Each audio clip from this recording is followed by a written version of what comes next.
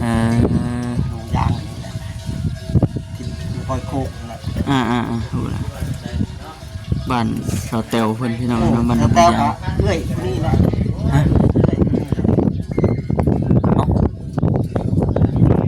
ไม่ใช่ว่าเนี่ย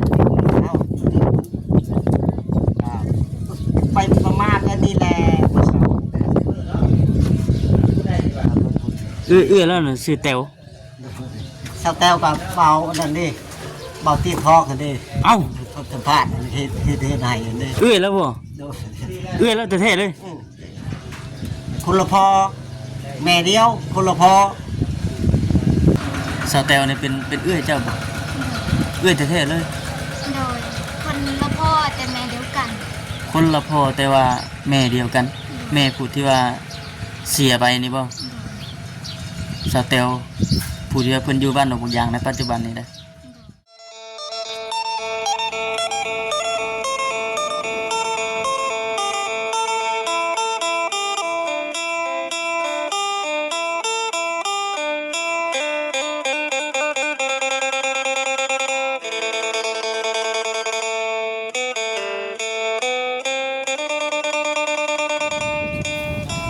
น้องหลาเพิ่นบ้า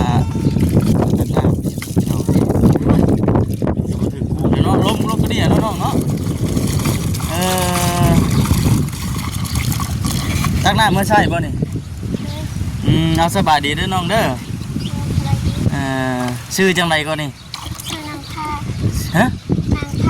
นางพาชื่อน้องพามันก็นี่แน่ไปก็เห็นนั่น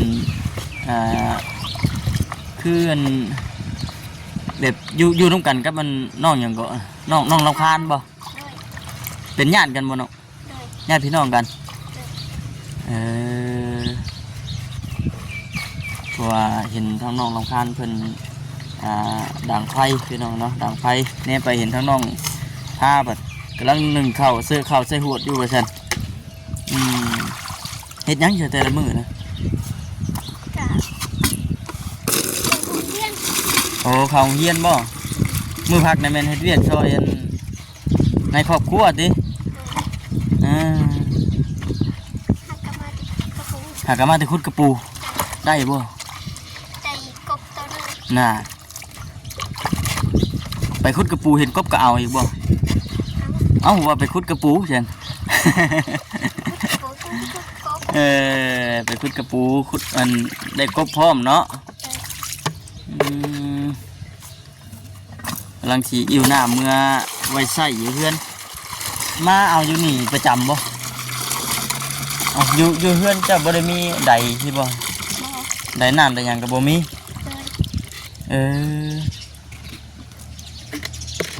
อันนี้เป็นน้ำสั่ง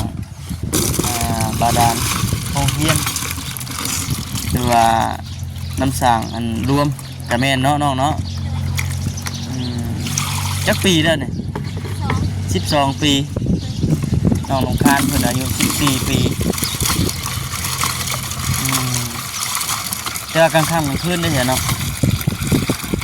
เพิ่นนอนอยู่บนเพิ่นอาสาเพิ่นนี่บ่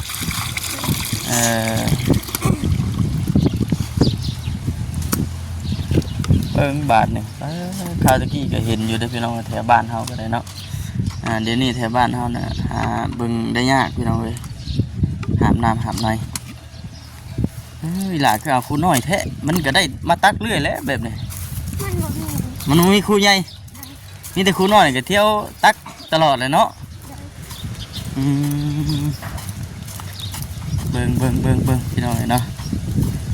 น้ำไปเบิ่งกันเพื่อนเพิ่นกัน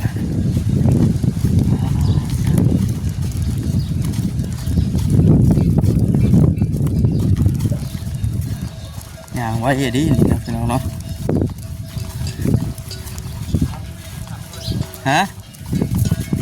พอคำยันน้ำน้องคนเฮียบัดยันมหอดเฮือนครับให้บอกคำหาบเลย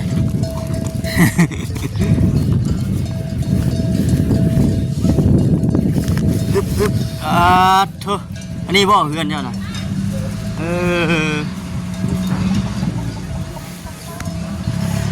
คุณทุ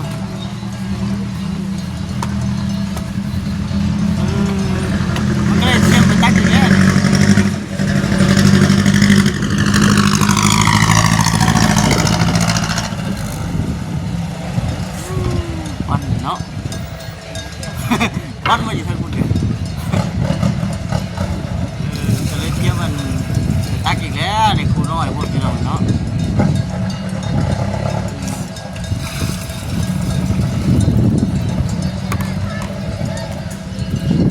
โอ้ยตัวเอ้ย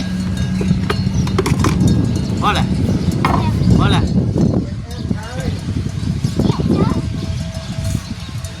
เดี่ยวเนี่ยเดี่ยวเนี่ยแปลว่าเมื่อยบ่แม่เนาะเดี่ยวแปลว่าเมื่อย เมื่อยก็เป็นนี่ใกล้ๆนึงเอาพี่น้อยเนาะเด้อยามเพิ่นพักคงทำเฮียนก็เฮ็ดเวียกซอยพ่อกับแม่เฮือนที่หนึ่งข้าวหนึ่งน้ำใช่ไหมเนาะกิน ได้หลายบ่เข้าไปนี่ฮะ คนได้ลายละ4-50โอ้ คนแต่บุกุ้มแล้วคนไล่ถึงล้านกับพี่12 คนไง 10ว้าวโธ่12 คนพุ่นน่ะเลยครอบครัวเจ้าของเองกับชีวิตเลย เฉพาะครอบครัวเจ้าเองก็11 คนแล้ว ไล่ถึงล้าน ทางนั้น นั่งกับพี่12 น้องรำคาญนี่บ่เป็นได้อันที่ไปที่มาเพิ่นคือว่าคือผลึกพลัมแท้ ครับแล้วนี่แหละลูกหลานกะไอ้ก็ไปชูเมียหมด อ้ายเพิ่นก็มีอยู่ นี่3 คน อ้าย3 คนแต่ว่าไปสู้เมียบ่ทุกคน แล้วเอื้อยกับผู้หนึงกับมือเฮือนพัว เอื้อยกับมือเพิ่นผัว ตอนนี้เอาอยู่คนเดียวนี่ อืม ใครอยู่น้ำระบาวนี่ เจ้าคือเจ้านี่เป็นอันระบาวแล้วบ่ อืม ระบาวแล้ว เอื้อยแล้วก็อ้ายไปอยู่น้ำมันลูกน้ำผัวเพิ่นไปอยู่น้ำลูกน้ำเมียไปสู้ลูกสู้เมียตอนนั้นก็ได้พี่น้องเนาะแต่ก็บ่ได้ติดต่อมาถามเบิ่งน้องนุ่งเลยบ่ ตามอัน เพิ่นโทรมาถามโทรมาคอยอยู่บ่ล่ะ กะมาโยกกูอยู่ไทยกะช่างซีเนี่ยกับผู้อ้ายแล้วก็ชื่อสวยเนี่ย เฮ็ดได้ใดผู้ใด หมอผ่าน เออ ฝากมาเงิน2,000กับพี่ชื่อช่างซี ซื้อสังกะสี มันบ่จุกก็เอาจังซีเก่ามุ้งแล้วก็มุ้งให้ มุ้งสังกะสีบ่เดี๋ยวนี้นะเออ กันเล่นว่าระบาวสิออกใครกะบ่มีกะ มันก็บ่มีเนาะเฮาก็อยากช่วยอยู่ช่วยหลานว่าซั่นติ ลูกแกร้านกะเฮ็ดซอยอยู่มีเล่นบ่มีกะพักก่อน เออ เด็กกับลูก เออ สิดูต้นลานแล้วมันจนมันอยากล่มแหละมันจะเบามากเลยเฮ็ดไม้มันตัดลงดินมันอีกดอกมันสูงเด้ ตะกี้สูงบ่จุดเชบ่เลยเนาะ เช่มันละกะระวานมาก พ่อก็ไปพ่อแม่ก็เสียว่าซั่นติตามที่ได้ยินทางน้องเพิ่นเว้ามานะ พอคนบ้านดงยากกันดี ลงอย่างทางลงเมืองนี่บ่ โดย เออ ดงยากนี่แหละที่คอยโคกนั่นแหละ รู้ละบ้านชาวเตวเพิ่นพี่น้องเนาะบ้าน แล้ว น้ำ แต่ ยา ก็เอ้ยนี่แหละ ฮะเอ้าไม่ใช่ว่าเนี่ย ไปประมาณนี้แหละ เอื้อแล้วน่ะชื่อเตว ชาวแต้วกับเบานั่นดิเบาเตี้ยพอกันดิ เอ้า ทดสัมภาษณ์เฮ็ดให้กันดิ เอื้อแล้วบ่เอื้อแล้วแต่เท่เลย คนละพอแม่เดียวคนละพอ ชาวเตวผู้เทื่อทั้งบ่เตียงเพิ่นสัมภาษณ์เพิ่นซอยเฮ็ดเฮือนในชานให้อันบ่เออพี่น้องโอ้ยบัดนี้โอ้เนาะตอนนี้เด็ดบ่จักเท่าไหร่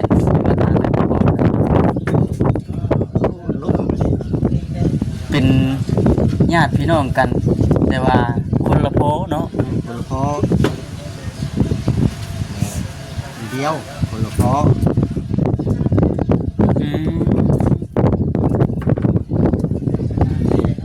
หวังว่าโมเมนต์ผิดคนหรือว่า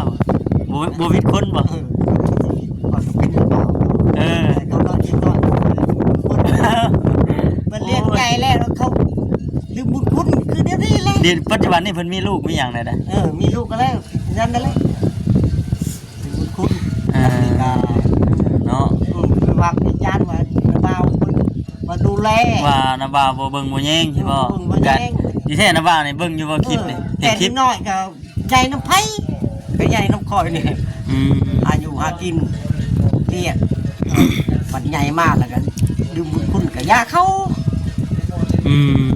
เนาะแบบนี้พี่น้องที่ไปที่มาพอฮู้คร่าวๆได้ละบัดทีนี้เอาพวกเอาพวกปัดนี้เอาปะแล้วโยฮิตคองบุมีโยบอกเลยได้บุพังแล้วพวกก็ปะอะไรบัดนี้ จะอยู่ไปทางไหนก็ไป ไปทางไหนก็ไปบัดนี้ติ มันไล่ข้างไล่ หลายครั้งหลายเทื่อใช่บ่ เอาปะมีฮิตมีคอง อืม วันนี้ก็เอาปืนเนี่ยได้นะก็บ่ให้ปะพวกปะโย อืม เขาจะไปอยู่ในพอเขาเอาไปแล้วเลย เพิ่นว่ามันบ่ เป็นตกไปบ้านนะ บ้านหนองบักยาง ดูยางก็มันนำพอแล้วพอเขาคนบอกให้แนะนำว่าเจ้าให้เราลุกใส่ครัวเท้าสับเจ้าพวกให้เราดอก เจ้าไปอยู่น้ำเราอีกก็แม่น่ะลิ แม่น่ะดิ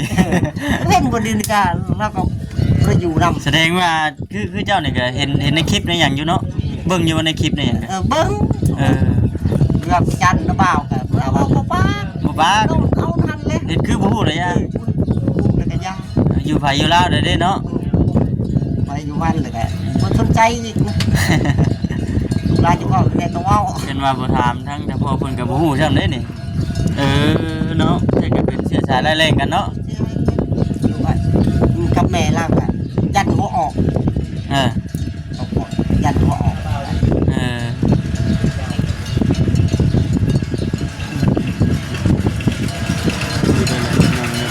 มา เขาก็มากร้านที่เก้า เห็นว่าเพิ่นมากอะหลานคือเก่าเนาะ ร้านที่เก้าเหมือนร้านบัวนั่นขึ้นเปล่าย่าง เลยแต่ลูกเลยแต่หลานสิเว้าจังติ เขาจะว่าไม่ได้ว่า เออ ผมสนใจเอง ว่ากันไปเพิ่นเนาะอันนี้ก็มาเยี่ยมทั้งน้องเพิ่นตั้งแต่มื้อนั้นพุ่นแล้วก็บ่ได้มีโอกาสเข้ามา เลยยินยุก มื้อนี้ก็มีโอกาสมา ร้านก็โทรว่าเขาอันนึงเขานึงเขาแต่เกี่ยวเขาแรงมาแล้ว ช่วงนั้นเกี่ยวข้าวเนาะ อันนี้ก็ยังไม่ได้ปั่นแน่นี่ก็ โอ้แล้วแต่ว่ายังบ่ทันได้ปันเออ เอาตรงยังตรงนึงนั่งตรงนึงปั่นแรกได้60อันนี้ก็งง30 40นี่แหละแต่บุกุ้งกินนี่แหละ หลายคนเนาะ หลายคน เข้า6ชิป7ชิป8ชิ้นนี่เฉพาะกินนี่ชื่อนะบ่ได้ขายจักบาทเลยบ่ได้ขายจักชอบเลยเฉพาะไว้เอาไว้กินนี่ชื่อเนาะ ไว้ที่นี่พี่กับพึ่งกระจอดพี่กับจุ้จอดบางปีกับ ฮอดบ่ร้อยบางปี บางปีกับฮอดร้อยกับกุ้มกับบ่ฮอดร้อยกับมันกับบุกุ้มเป็น6 เรื่องเฮ็ดนานี่ก็มันเป็นบางปีเนาะบางปีก็ได้บางปีก็ลุกเนาะเฮ็ดนานี่ หลายคนคือได้แล้ว12 คนเลยมันก็เป็น3ครัวแหละ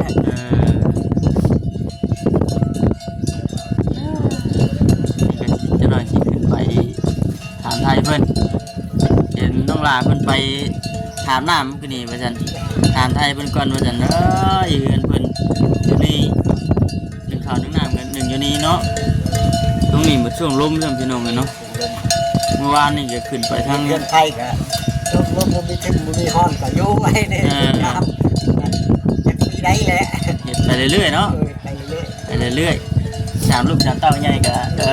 ก็เจ้าหามาปัวแปลงก็ได้เด้ นี่แหละจะเห็นให้ร้านเพื่อนนี่ก็พอได้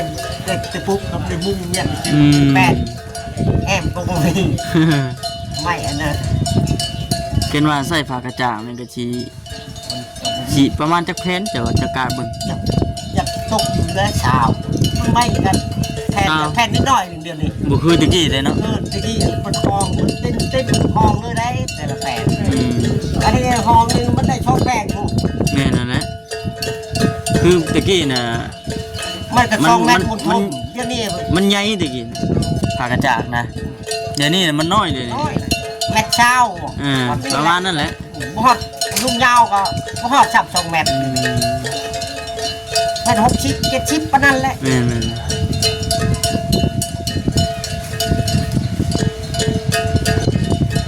แต่มัน10ไปแพง ประมาณ10 11 12 13แผ่น14 15นี่แหละอันที่ จะ ห้า ดาวป้ายคุณแล้วเปิดเอาที่นั่นนับออกวันวัน ทวนมันอีกเนาะ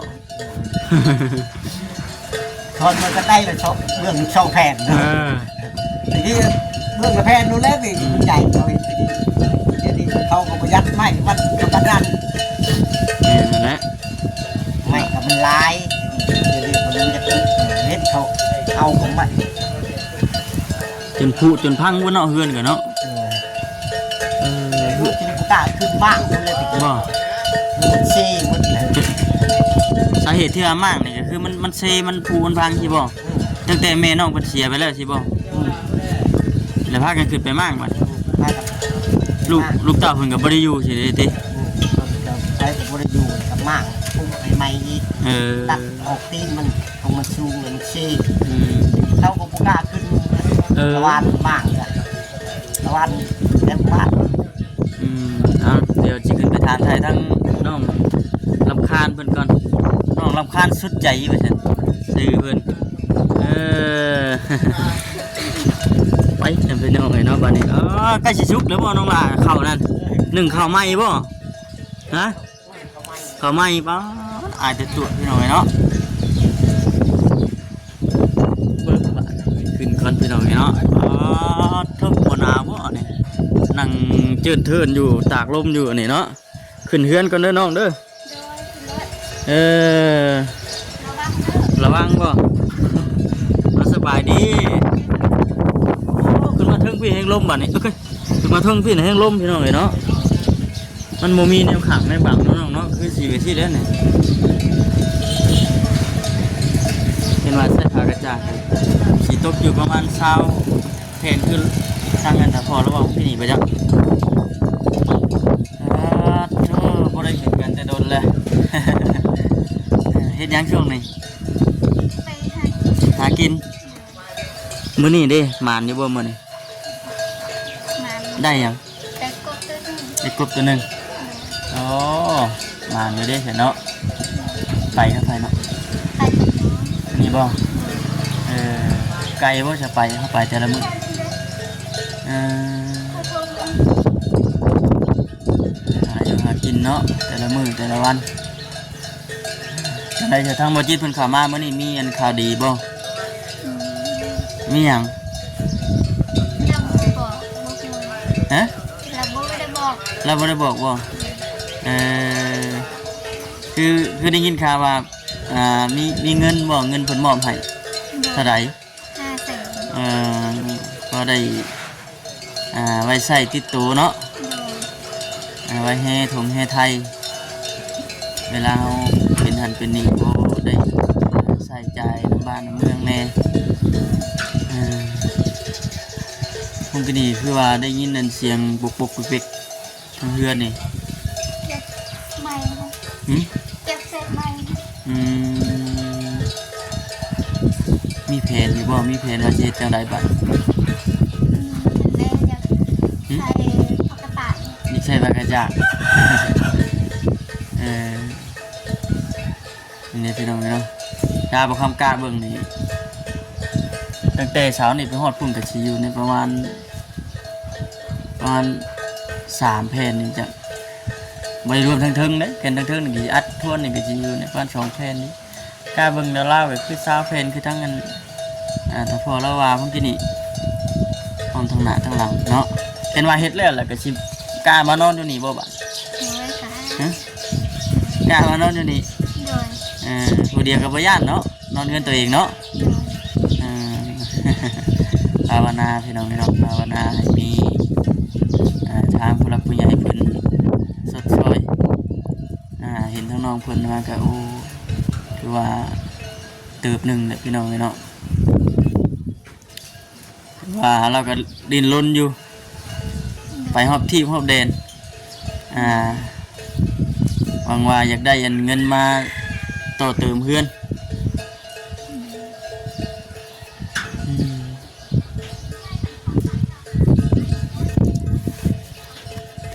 พี่น้องเนาะเข้ามาตั้งแต่เมื่อนั้นก็บ่ได้เห็นมีโอกาสเข้ามาทางบ้านก็กลายไปกลายมาเรื่อยอยู่เท่านี้ก็เลย ฝันดีบ่ซะช่วงนี้ฝันดีบ่ฝันดีก็บอกแน่เด้อบ่ได้ตัวเด็ดแน่เห็นว่าถึกตัวเด็ดเนี่ยสิมาแปลงเฮือนให้ บ่ยกตัวน้องเพิ่นก่อนพี่น้องเอ้ยเนาะ เฮ็ดหยังสิเฮ็ดหยังกินแรงมัน แกงกระปู แกงกระปู โดย คือกลางคืนนี่พากันกินข้าวกินน้ำอยู่เฮือนนั่นละบ่าวเจ้าบ่พูด โดย กินข้าวกินน้ำอยู่พุ่นแล้วก็ โดย เจ้าล่ะมานอนอยู่นี้ โดย แบบสิจังไดบัดหึ อันทางบ่าวขอถามสาวแตวนี่เป็นเอื้อยเจ้าบ่เอื้อยแท้ๆเลย โดยคนละพ่อแต่แม่เดียวกัน คนละพ่อแต่ว่าแม่เดียวกัน แม่ผู้ที่ว่า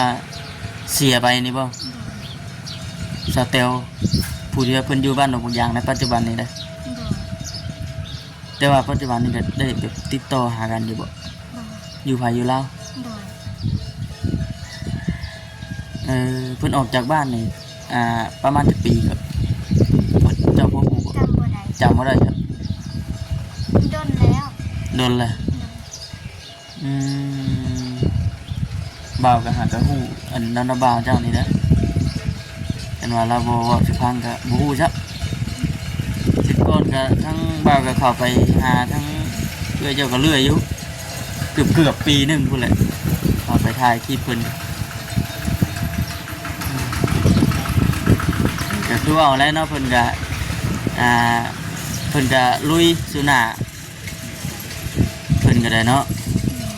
อยู่ไผอยู่ลาว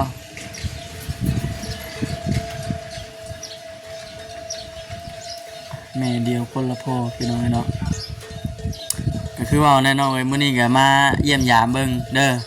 เยี่ยมยามเบิ่งมาถามไทยเบิ่งก็ได้บ่ได้มีหยังนอกทางว่าก็ได้อันนี้ก็มีแต่ว่ามายินดีนำที่ว่าทางผู้หลักผู้ใหญ่เพิ่นฝากเงินฝากคำมาให้ก็ได้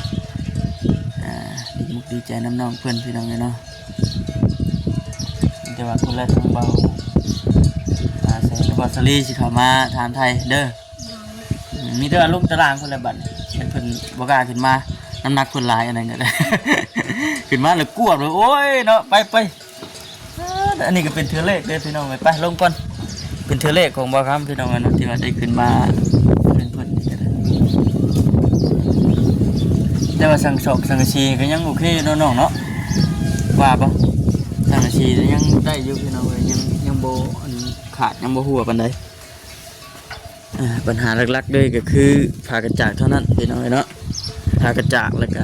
ไม่เซ็ตไม่ยังนี่แหละแค่นั้นเปลี่ยนก็อย่างน้อยพี่น้องเนาะหลายกันเลยเนาะก็สุกเลยบ่หายตรวจเลยหอมความใหม่เด้เนาะ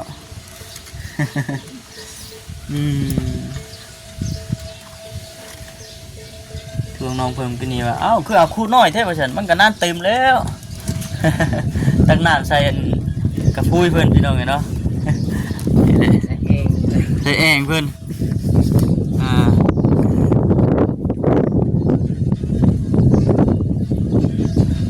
ไปพี่น้องเลยพี่จะมาทั้งหมดทำกันสีจบคลิปก่อนพี่น้องเนาะจบคลิปก่อนลาพี่แล้วน้องไปก่อนเด้อพี่น้องเด้อจังไรก็ขอบคุณหลายๆท่านผู้มีน้องเอฟซีเปิดทุกคนพี่น้องเนาะที่เข้ามากดติดตามรับชม